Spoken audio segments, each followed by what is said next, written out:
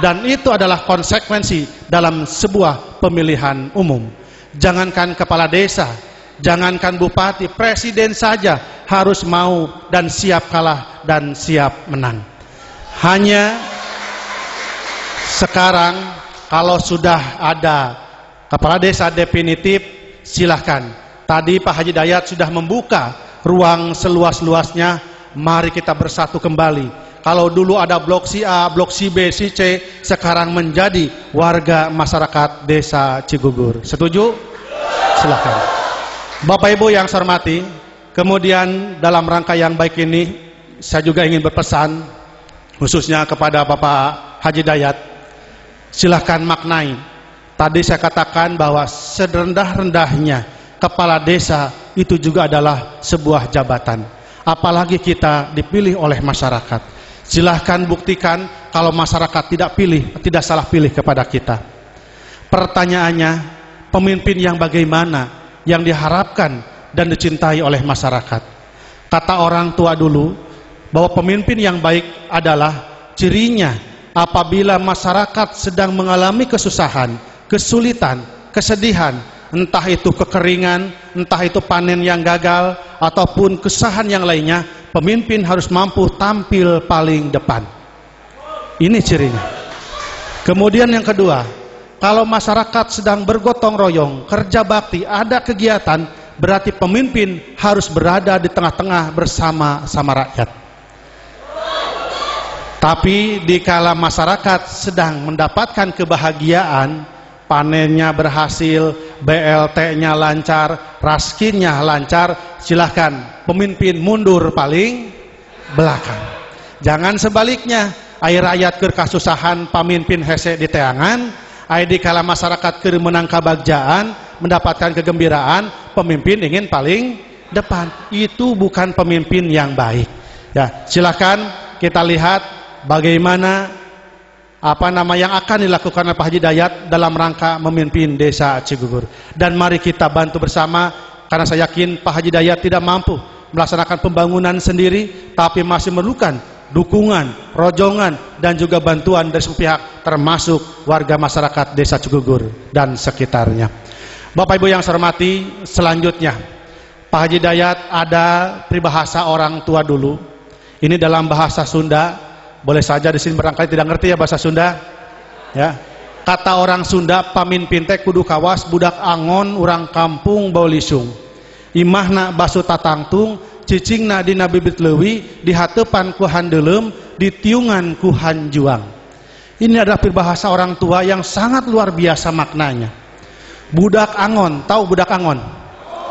Budak angon jangankan orang, satu saja bisa diurus. Berarti pemimpin harus bisa ngurus rakyat dan juga mengurus masyarakatnya. Orang kampung bau lisung, tahu artinya orang kampung? Ya seperti Mang Ojang, Bapak Ibu sekalian lah. Mang Ojang juga bukan orang kota, bukan orang Bandung, orang Jakarta. Orang Cibogo, perbatasan Subang Sumedang, leuweung geledegan. Ya, loba tangkal karet jeung tangkal jati. Ya. Nah, kalau sudah jadi pemimpin, jangan lupa kampungnya. Jangan lupa masyarakatnya, apalagi lupa kepada yang memilihnya. Jangankan ya seperti di daerah yang lain, kalau sebelum jadi kepala desa, belum jadi bupati, belum jadi gubernur dan presiden, turun ke kampung, turun ke desa menjadi sebuah pekerjaan. Jangankan orang yang sehat, orang gila saja ditanya karena ingin dipilih. Tapi setelah jadi, jangankan orang gila, yang sehat saja tidak ditanya. Jadi kita jangan seperti pemimpin yang tadi.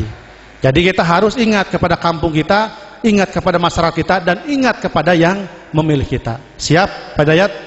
Awas, kita buktikan nanti. Cicingna dina bibirit leuwi. Leuwi teh itu adalah bagian sungai yang paling dalam. Berarti di leuwi ada air, ada daratan. Pemimpin harus mampu mengocorkan air atau harus mengalirkan kesejahteraan, dan pemimpin harus mampu berdiri di air, berdiri di darat. Artinya harus diterima di semua golongan. Jangan kenal itu jama orang yang kaya dan pintar saja. Yang miskin dan sengsara juga dan bodoh juga itu adalah bagian masyarakat kita. Jadi pemimpin harus gaul kepada semua golongan.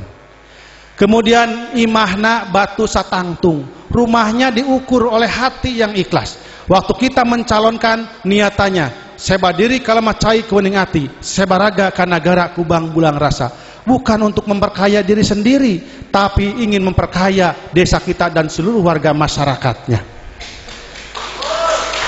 Kemudian dihatepan ku handelem, artinya dipayungi oleh peraturan perundang-undangan.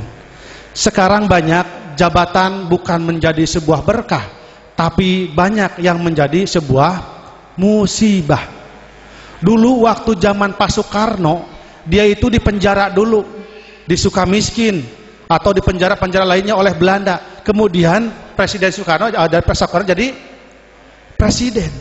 Tapi sekarang kebanyakannya jadi pejabat dulu kemudian masuk penjara. Kenapa? Karena kita tidak pernah memegang peraturan perundang-undangan. Nah silakan, sekecil apapun yang kita lakukan harus berdasarkan peraturan perundang-undangan dan berdasarkan hukum. Jangan sampai Pak Kapolsek newak Pak Kades, newak BPD LPM-na akibat tidak mematuhi peraturan. Di tiungan kuhanjuang artinya kita harus berjuang. Silahkan kepala desa, BPD, LPM dan seluruh warga masyarakat termasuk tokoh masyarakatnya, itikadnya satu, yaitu untuk membangun desa kita masing-masing. Kalau ini sudah terwujud, saya yakin apa yang kita cita-citakan bisa kita wujudkan. Dan mudah-mudahan hari ini adalah merupakan sejarah makin dekat, makin eratnya tari silaturahmi dan kekeluargaan, khususnya warga masyarakat Desa Cigugur dengan seluruh aparatur pemerintahan Desa Cigugur dan juga aparatur pemerintah daerah Kabupaten Subang. Inilah harapan saya. Dan yang terakhir, saya mohon maaf apabila menjadi wakil bupati kemarin, kemudian menjadi PLT bupati, kemudian karena tuntutan konstitusi saya harus melanjutkan masa jabatan menjadi bupati tinggal 16 bulan, belum mampu memberikan manfaat yang sebesar-besarnya can karsa can kataratur karampa, khususnya oleh warga masyarakat Desa Cigugur, umumnya warga masyarakat Kecamatan Pusaka Jaya. Tapi alhamdulillah berdasarkan laporan dari PU Bina Marga, alhamdulillah jalan yang mungkin masuk ke Desa Cigugur sudah relatif baik dibandingkan tahun 2010 yang lalu. Saya masuk ini seperti apa jalannya? Ya, seperti kali yang kering. Tapi mudah-mudahan nanti ke depan dilanjutkan dan pembangunan terus kita akan lakukan bersama-sama sarendeu, saigel, sabobot, sapihanean. Pemerintah daerahnya dan juga pemerintah desana dan juga warga masyarakatnya. Insya Allah itulah cita-cita kita. Kemudian saya juga merasa penting datang ke sini. Saya tidak mau sebenarnya mendengar. Malam saya mendapatkan informasi, Pak, ulah dilantik di desa. Kunaon masalahna bakar rame. Ken bae rame mah alus nu aya. Tapi ramena ieu mah rame lain rame-ramean. Tidak jadi masalah. Saya akan bertanya kepada orang yang tidak menerima hari ini bahwa ini adalah bagian kodok kodarnya Allah Subhanahu wa taala. Tapi kalau ada yang nerima berarti kita keimanannya sangat luar biasa. Tapi kalau tidak nerima hari ini berarti tadi pertanyakan keimanannya, apa keimanan orang tersebut terhadap kegiatan ini. Saya yakin siapapun yang hadir di sini sangat menghormati pesta demokrasi yang dibuat oleh masyarakat. Saya merasa penting datang ke sini, seharusnya saya harus ke Jakarta hari ini. Tapi saya batalkan karena alasannya sederhana, ke Jakarta mah eueun ngondang. Tek naon jauh-jauhnya, tapi saya ingin bersilaturahim, mudah-mudahan hari ini kita mengikrarkan diri menjadi saudara, menjadi baraya, menjadi keluarga. Kalau kita kumpul hari ini di Desa Cigugur, mudah-mudahan kita bisa berkumpul di surganya Allah Subhanahu wa taala. Amin. Bapak Ibu yang saya hormati, barangkali itu hal-hal yang bisa saya sampaikan. Silakan bantu, dukung, dan kemudian apapun yang diprogramkan oleh kepala desa jangan keluar dari peraturan perundang-undangan dan jangan keluar dari musyawarah mufakat. Silakan Pak Haji Dayat lakukan koordinasi, konsolidasi, kemudian bertanya kepada senior-senior kita, termasuk kepala desa yang telah demisioner.